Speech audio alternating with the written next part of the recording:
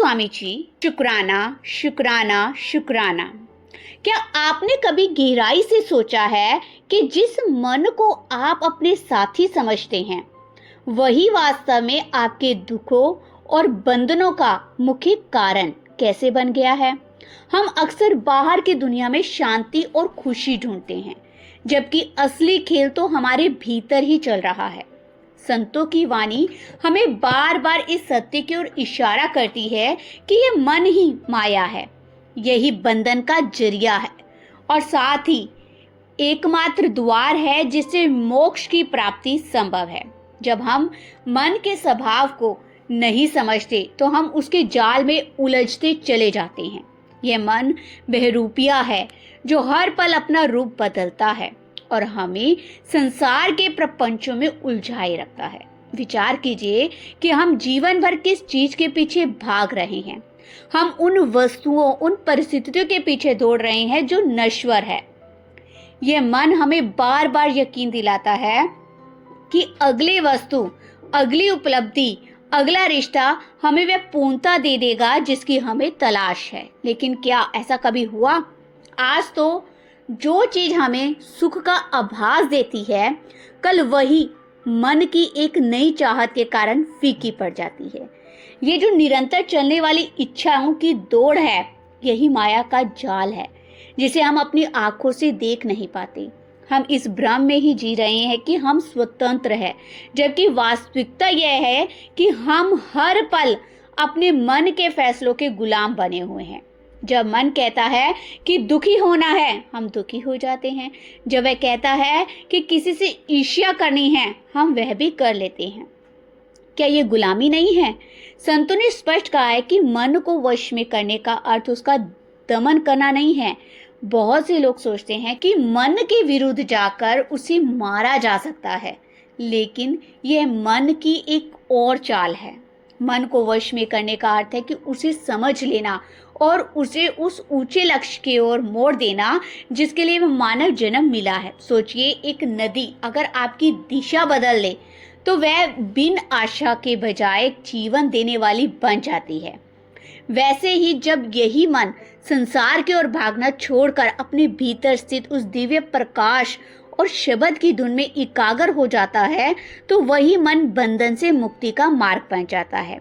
जिस मन ने हमें जकड़ रखा है, वही मन अब हमें हमारी असलियत तक पहुंचाने का जरिया बन जाता है। अक्सर हम भारी कर्मकांडों में उलझ जाते हैं। हम सोचते हैं कि शरीर को कष्ट देने से या बाहर की रीतियां निभाने से मुक्ति मिल जाएगी, लेकिन असली बदलाव भीतर का है।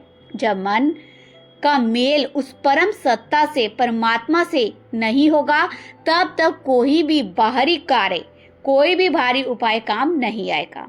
संत रविदास जी ने कितनी ही खूबसूरती से इसे पिरोया है कि यह मन ही बंधन है और यही मोक्ष का द्वार है। इसे ऐसे समझिए कि जैसे एक ताला चाबी से ही बंद होता है और उसी चाबी से ही वह खुलता है। हमारा मन भी एक ऐसा ही ताला है। जब यह विश्व में डूबा है तो यह संसार के साथ मजबूती से जुड़ जाता है, और जब यही मन अपनी एकाग्रता को समेटकर भीतर की ओर मुड़ता है तो यह उस दरवाजे की चाबी बन जाता है जो अंदर की शांति को खोलता है। परमार्थ के रास्ते पर चलने का अर्थ ही यह है कि हम धीरे धीरे अपने ध्यान को बाहर से हटाकर अंदर की ओर केंद्रित करें। हम अक्सर शिकायत करते हैं कि मन एकाग्र नहीं होता, मन बहुत चंचल है, लेकिन ये चंचलता तो मन का धर्म है। उसे दोष देना व्यर्थ है। उसे तो बस एक सहारा चाहिए, एक ऐसा रस चाहिए जो संसार के रस से कहीं अधिक मीठा हो। जब तक मन को ये आध्यात्मिक आनंद नहीं मिलता, वे खाली तो नहीं रह सकता। वे वापस उन्हीं पुरानी आदतों में, उन्हीं पुरानी इच्छाओं की ओर भागेगा। इसलिए नाम का अभ्यास, सिमरन का निरंतर अभ्यास ही वह तरीका है जिससे हम इस मन को एक नई खुराक देते हैं। यह कोई एक दिन का काम नहीं है, ये तो निरंतर चलने वाली प्रक्रिया है। कभी बैठकर तसल्ली से खुद से पूछिए कि क्या मैं वाकई अपने मन का स्वामी हूँ। अगर आप पाएंगे कि आप अपने गुस्से, अपनी चिंताओं और अपनी इच्छाओं पर नियंत्रण नहीं रख पा रहे, तो समझ लीजिए कि आप अभी माया के प्रभाव में हैं। लेकिन निराश होने की जरूरत नहीं है। इस सत्य को जान लेना ही सुधार की पहली सीढ़ी है।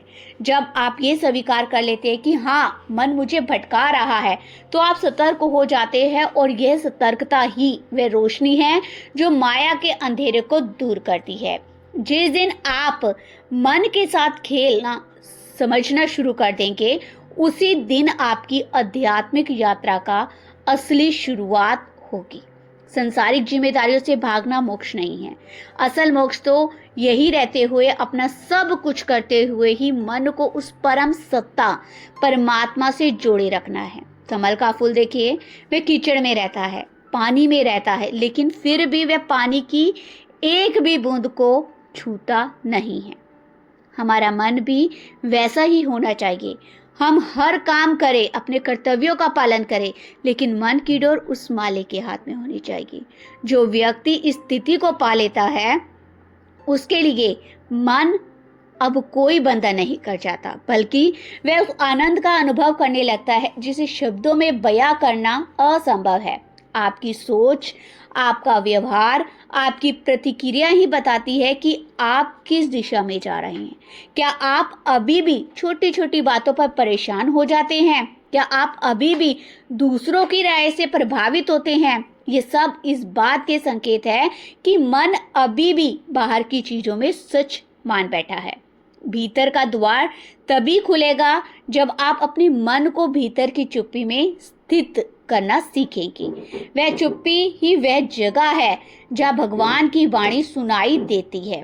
जब आप अपनी सारी दौड़ धूप बंद करके बस उस मालिक के सामने खुद को समर्पित कर देते हैं, तो मन अपने आप शांत होने लगता है।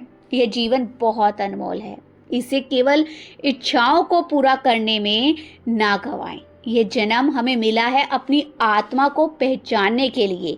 मन की चंचलता के पीछे मत भागिए, बल्कि मन के मालिक की ओर ध्यान लगाइए। जब आप उस मालिक के साथ जुड़ जाएंगे, तो यही मन आपको संसार के बंधन से मुक्त कर देगा, और वही परम आनंद, वही परम मोक्ष जो सदियों से संतों की पुकार रही है, वह आपको अपने भीतर महसूस करना होगा। आपके मन को अपना शत्रु नहीं बनाना, अपना मित्र बनाना है। उसे सही राह दिखाइए, उसे प्रेम से उस ऊंचे लक्ष्य की याद दिलाइए। यही इस मानव जीवन की सार्थकता है। हमें अक्सर लगता है कि आध्यात्मिकता कोई ऐसी चीज नहीं है जिसे करने के लिए हमें जंगल जाना पड़ेगा या अपनी गृहस्थी त्यागनी पड़ेगी, लेकिन ये केवल मन का एक भ्रम है। सच्चाई तो यह है कि ये दुनिया ही वह पाठशाला है जहाँ हमें अपने मन की परीक्षा देनी पड़ती है। जब हम अपने दैनिक कार्यों में व्यस्त होते हैं, हर पल हमारे सामने एक चुनाव होता है। क्या हम इस काम को केवल एक मजबूरी मानकर करें या इसे एक सेवा के रूप में स्वीकार करें? जब आप अपना हर कर्म उस परम पिता को समर्पित करते हैं, तो वही कर्म आपकी पूजा बन जाता है। फिर आप केवल एक कर्मचारी या एक अभिभावक नहीं रह जाते, आप एक जागरूक जीव बन जाते हैं जो हर पल ये याद रखता है कि करने वाला मैं नहीं, बल्कि वह शक्ति है जो मुझसे ये सब करवा रही है।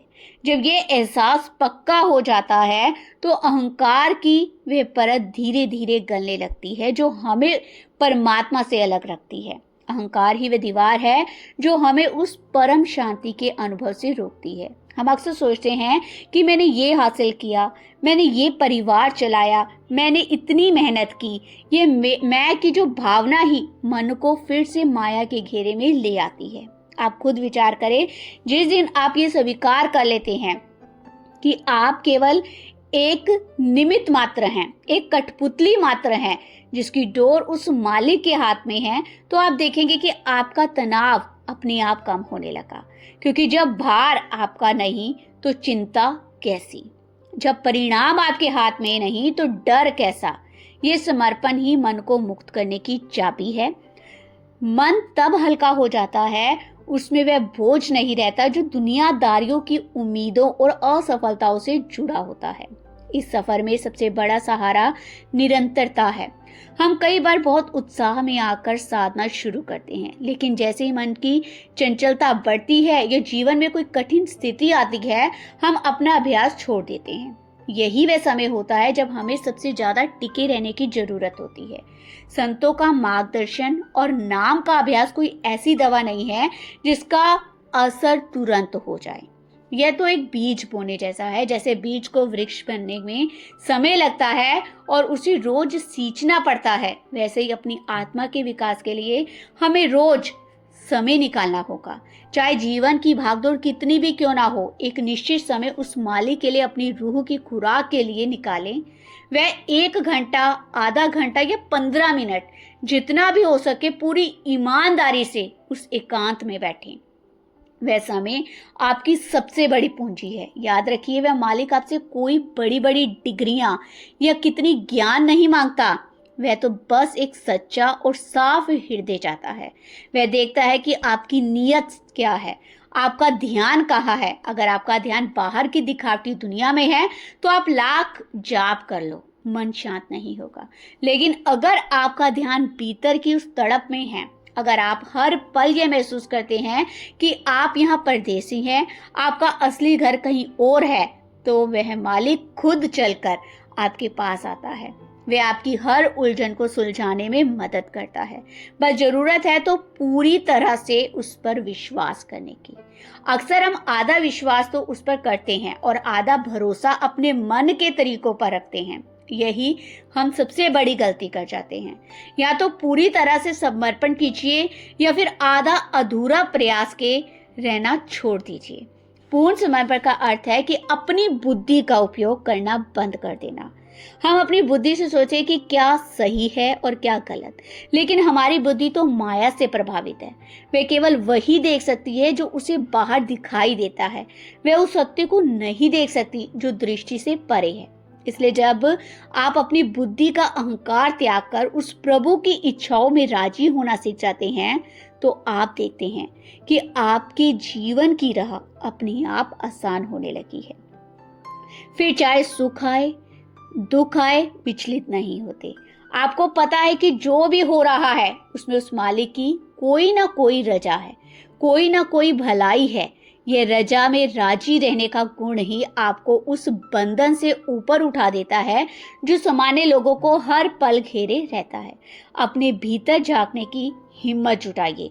जो लोग बाहर की आलोचना करने में या दूसरों को बदलने में अपना समय बर्बाद करते हैं, वे केवल अपना नुकसान करते हैं।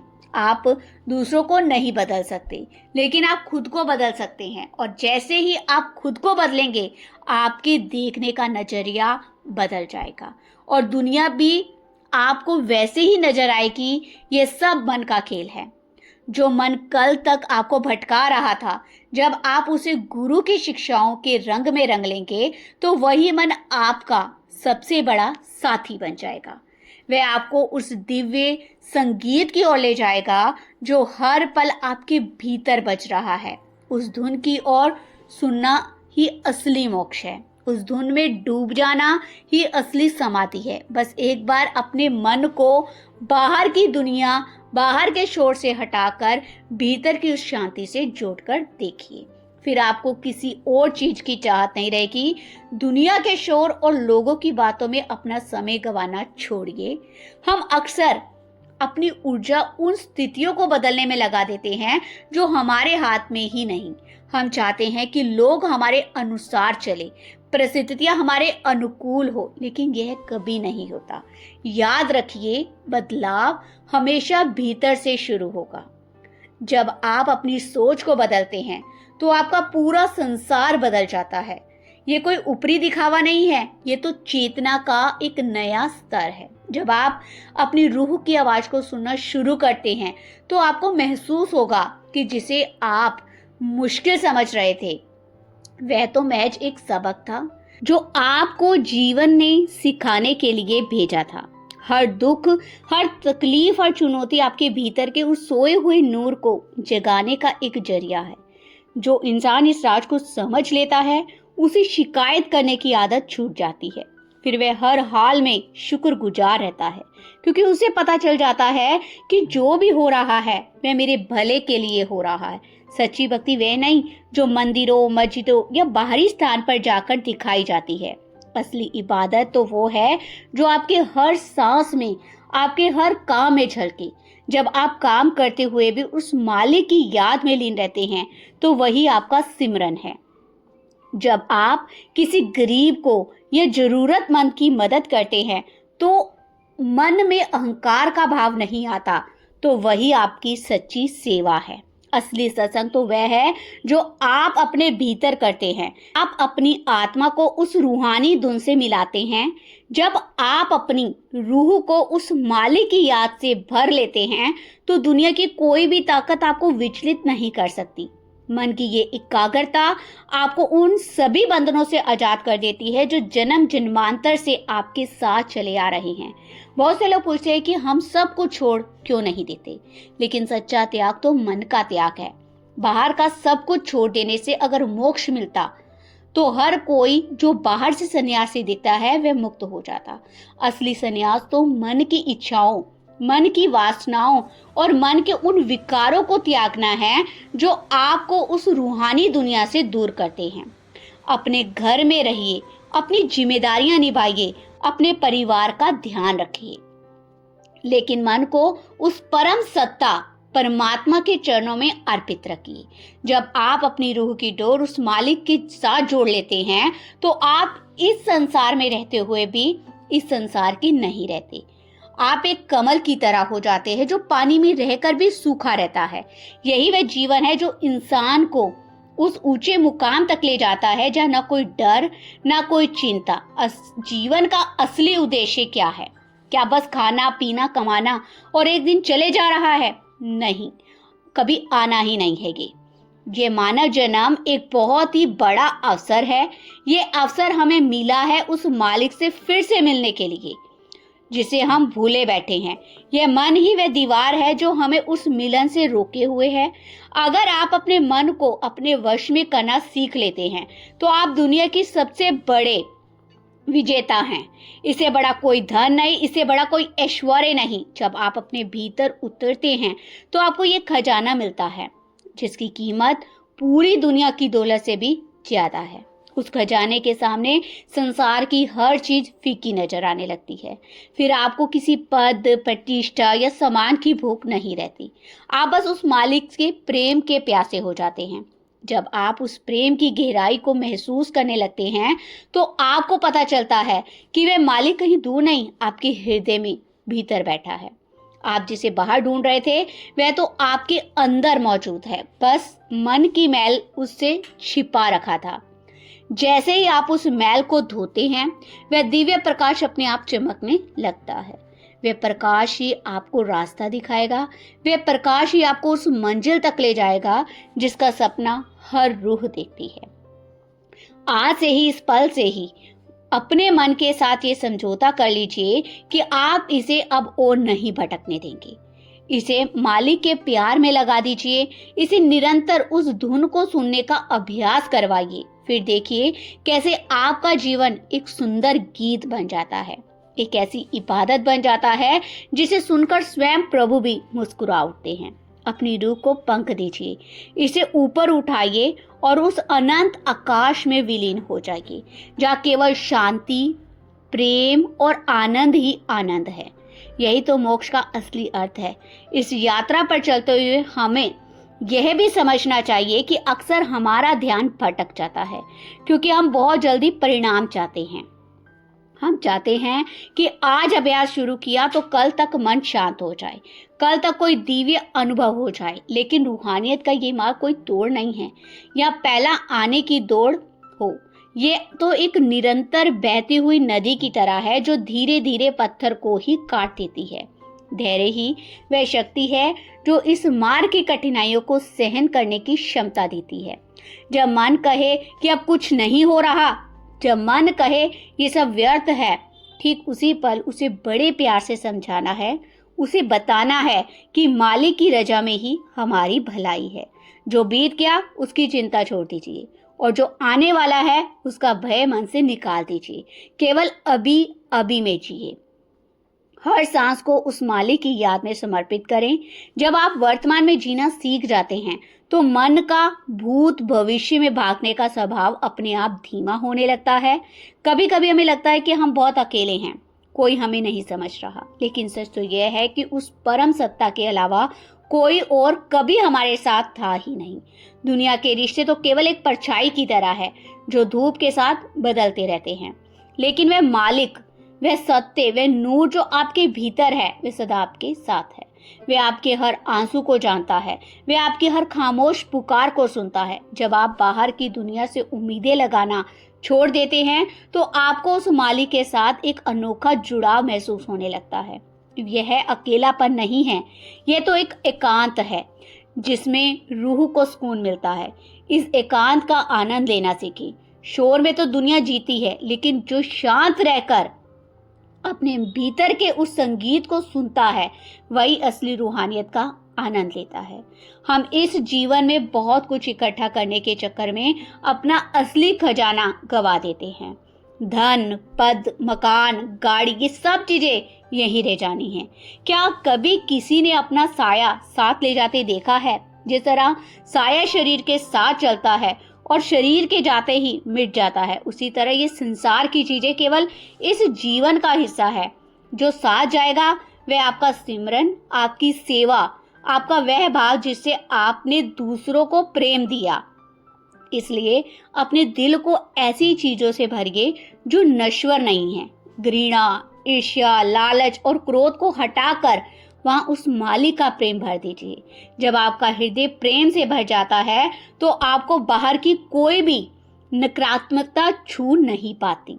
आप दूसरों की गलतियों को माफ करना सीख जाते हैं। आप हर किसी में उस मालिक का नूर देखने लगते हैं। यही तो है असली इंसानियत और यही है मोक्ष का पहला कदम। याद रखिए, आप एक साधारण जीव नहीं हैं, आप उस मालिक का अंश हैं। एक बूंद जब समुंदर से अलग होती है तो वह बस एक बूंद होती है, लेकिन जैसे ही वह वापस समुंदर में मिलती है तो वह खुद समुंदर बन जाती है। आपकी रूह भी वही बूंद है। अभी आप मन की दीवारों में कैद होकर खुद को छोटा, कमजोर और अधूरा समझ रहे हैं, लेकिन जिस दिन ये दीवारें गिरेंगी आप महसूस करेंगे कि आप कितने विशाल हैं। आप वही हैं जो कभी जन्म नहीं लेता, जो कभी मरता नहीं है। ये शरीर तो बस एक चोला है, एक माध्यम है। असली आप तो वह चैतन्य शक्ति है जो इस चोले के माध्यम से संसार का अनुभव ले रही है। जब आप इस सत्य को अनुभव कर लेते हैं तो मृत्यु का भय भी खत्म हो जाता है, क्योंकि तब आपको समझ आ जाता है कि परिवर्तन तो केवल चोले का होता है, रूह का नहीं। इस सत्य को आत्मसात करने का अर्थ ये बिल्कुल नहीं कि आप दुनिया से मुंह मोड़ लें या अपने कर्तव्यों से विमुख हो जाएं। नहीं, असली रूहानियत तो उस कश्तियां चलाने वाले की तरह है जो पानी के बीचों बीच तो रहता है, लेकिन अपनी नाव को कभी पानी में नहीं आने देता। हम अक्सर ये सोचते हैं कि अगर हम अपनी जिम्मेदारियों को पूरी शिद्दत से निभाएंगे तो हम मालिक की भक्ति में पीछे रह जाएंगे। लेकिन मैं आपसे कहती हूँ कि अगर आपकी जिम्मेदारियां ही आपकी साधना का सबसे बड़ा मंच है, जब आप एक अभिभावक वक्त के रूप में अपने बच्चों का पालन पोषण करते हैं, तो क्या आप उस ईश्वर का ही विस्तार नहीं देख रहे? जब आप अपने काम में ईमानदारी बरतते हैं, तो क्या वह मालिक का ही काम नहीं है? बस कमी आपके भाव की है। जब आप मैं के भाव को त्याग कर यह महसूस करते हैं कि करने वाला कोई और है, तो आप हर कर्म में मुक्त हो जाते हैं। कर्म करना बंधन नहीं है, कर्म के साथ जुड़ जाना बंधन है। फल की इच्छा छोड़ना ही कर्म को निष्काम बनाना है। अक्सर मन हमें उलझाता है कि आगे क्या होगा, भविष्य क्या होगा। हम कल की सुरक्षा के लिए आज की शांति को दांव पर लगा देते हैं। लेकिन जरा ठंडे दिमाग से सोचिए, क्या कल पर आपका कोई नियंत्रण है? जो मालिक आज आपकी सांसें चला रहा है, कि वह कल के लिए प्रबंध नहीं करेगा? जब आप उस पर पूर्ण भरोसा करते हैं तो आपका मन अनायास ही शांत हो जाता है। यह भरोसा कोई अंधविश्वास का नहीं है, यह तो उस शक्ति के साथ जुड़ाव का परिणाम है जो आपकी रोम रोम में बसी है। जिस पल आप ये अनुभव कर लेते हैं कि आप अकेले नहीं हैं, आपके साथ एक सत्ता जो सर्वशक्तिमान है, तो फिर डर कैसा, फिर चिंता कैसी? यह भरोसा ही आपको मन के उस चक्रव्यूह से बाहर निकालता है जहां आप रोज लड़खड़ाते हैं, जीवन में बड़ी बड़ी कठिनाइयाँ आती हैं और जाती हैं। ये चुनौतियाँ आपकी रूह को तराशने के लिए आती हैं। जैसे आग में तपने के बाद ही सोना शुद्ध होता है, जब आप पर कोई मुसीबत आए तो उसे मालिक की ओर से आया हुआ एक संदेश मानिए। एक ऐसा संदेश जो आपको आपकी गहराई तक ले जाने के लिए है। जो व्यक्ति सुख में तो मालिक को याद करता है, लेकिन दुख में उसे दोष देने लगता है, वह अभी भी अपनी मंजिल से बहुत दूर है। असली भक्त वह है जो सुख और दुख दोनों को उसी मालिक का प्रसाद मानता है। जब आप हार और जीत, समान और अपमान से ऊपर उठ जाते हैं, तब आप उस स्थिति में पहुंच जाते हैं जिसे संतों ने निर्विकार कहा है। उस स्थिति में मन शांत हो जाता है, बुद्धि स्थिर हो जाती है और आत्मा अपने असली स्वरूप में चमकने लगती है। इसलिए अपने ध्यान को बाहर से समेटिए। दुनिया में बहुत शोर है, बहुत बिखराव है। सब कुछ पाने की कोशिश में आप खो रहे हैं। जो आपके पास पहले से ही है, आपकी अपनी शांति। आज ही अपने मन को एक आदेश दें कि वह अब बाहर के खिलौनों के पीछे नहीं भागेगा। उसे उस भीतर के खिजाने की ओर मोड़िए। एकांत में बैठिए, आंखें मूंदिए, बस उस मालिक के प्रति कृतज्ञता व्यक्त कीजिए। जब आप आभार व्यक्त करते हैं तो आपका मन खिल उठता है और यही वह खिलाहट है जो आपको उस परम सत्य के द्वार तक ले जाएगी। याद रखिए, ये सफर बाहर का नहीं है, ये तो बस भीतर की ओर एक कदम है। एक कदम जो आपके मन को माया के बंधन से छुड़ाकर उसे मोक्ष के द्वार पर खड़ा कर देगा, जहां से केवल प्रकाश ही प्रकाश है। अपने भीतर की उस दिव्य ज्योति को पहचानने का समय आ गया है और वह समय अब और अभी है। अब आप ये देखिए कि मन को स्थिर करना कोई युद्ध नहीं है, बल्कि ये कला है। जैसे एक शांत सरोवर में पत्थर फेंकने से लहरें उठती है, वैसे ही हमारे मन में विचारों के पत्थर हर पल गिर रहे हैं। आप उन लहरों को हाथ से रोकने की कोशिश करेंगे तो वह और तेज हो जाएगी, लेकिन अगर आप उस तालाब के किनारे पर शांत बैठकर उसे देखते रहेंगे तो वह लहरें अपने आप शांत हो जाएगी। मन का भी यही हाल है। इसे दबाने या इसे लड़ने की बजाय इसे बस देखिए। जब आप साक्षी बन जाते हैं तो मन का प्रभाव कम होने लगता है। आप पाएंगे कि वह मन जो कल तक आपको नचा रहा था, आज वह खुद ही चुपचाप एक कोने में बैठा है।